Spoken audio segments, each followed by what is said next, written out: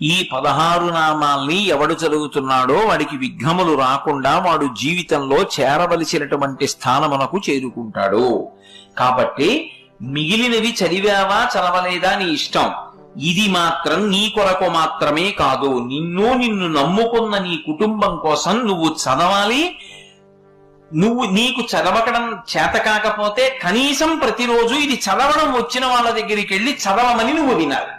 చెప్పి సుముఖశ్చైకదంతశ్చ కపిలో గజకర్ణకః లంబోదరశ్చ వికటో విఘ్నరాజో గణాధిపః ధూమకేతుర్గణాధ్యక్ష ఫాలచంద్రో గజాననః వక్రతుండ శూర్పకర్ణో హీరంబ స్కందపూర్వజః షోడశైతాని నామాని యప్పఠేత్ శృణుయాదపి విద్యారంభే వివాహే చ ప్రవేశే నిర్గమే తథా సంగ్రామే సర్వకార్యేషు విఘ్నస్తస్య న జాయతే.